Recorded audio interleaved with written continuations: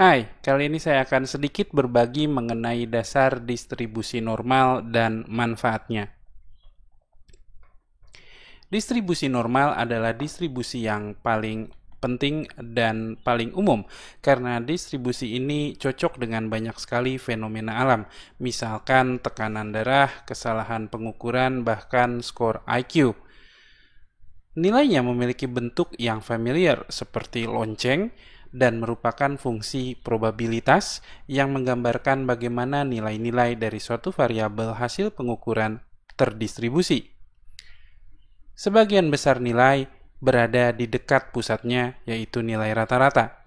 Dan kemungkinan munculnya nilai yang lebih jauh dari rata-rata semakin memudar secara merata di kedua arah. Distribusi normal memiliki dua parameter. Yang pertama adalah rata-rata dan yang kedua adalah simpangan baku atau standar deviasi. Rata-rata adalah puncak distribusi. Mengubah nilai rata-rata akan menggeser seluruh kurva distribusi normal ke kiri atau ke kanan pada sumbu X-nya. Simpangan baku adalah ukuran keragaman nilai yang mendefinisikan lebar distribusi normal. Mengubah simpangan baku akan mempersempit atau memperlebar ukuran kurva distribusi normal. Dengan demikian, distribusi normal dari variabel-variabel yang berbeda itu dapat memiliki bentuk dan ukuran yang berbeda. Distribusi normal baku atau standar adalah kasus khusus dari distribusi normal di mana rata-rata atau pusat dari distribusi ini sama dengan 0, sedangkan standar deviasi atau simpangan bakunya sama dengan 1. Distribusi normal baku ini juga dikenal sebagai distribusi Z, karena Anda bisa lihat pada sumbu X itu terdapat nilai-nilai Z-score. Nilai Z-score adalah nilai yang mewakili seberapa jauh nilai tertentu dari rata-rata distribusinya. Misalnya, ambil contoh Z sama dengan 1,5. Ini artinya nilai tersebut ada 1,5 kali standar deviasi atau simpangan baku di atas rata-rata.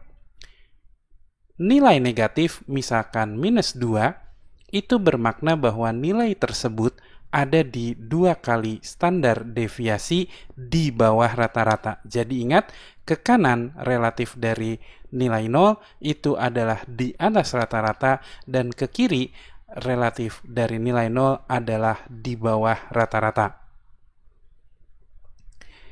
Dengan cara mengubah satu nilai, misalkan X, dari suatu distribusi normal, itu menjadi nilai Z menggunakan rumus ini, Z sama dengan X dikurangi mu dibagi sigma, di mana X adalah nilai yang kita ambil tadi, dan mu adalah rata-rata dari distribusi sumber si nilai tersebut, dan sigma adalah standar deviasinya.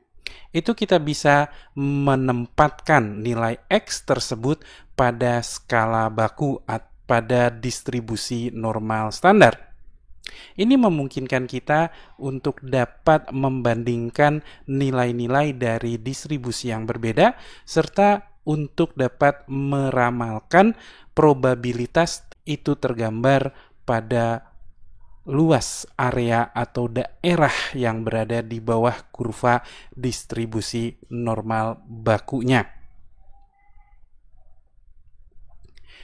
Nah, luas area atau probabilitas pada selang tertentu dalam distribusi normal itu telah banyak ditabulasikan dalam bentuk tabel dan dapat kita akses dengan mudah, baik itu dengan melihat halaman belakang dari buku-buku teks yang kita gunakan atau kita cari secara daring.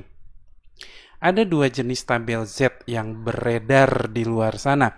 Yang pertama adalah yang menunjukkan gambar ini, yaitu tabel tersebut mendaftar probabilitas atau luas area dari nilai yang paling negatif ke ujung kanan, ya, dari ujung kiri ke ujung kanan dari kurva distribusi normal baku.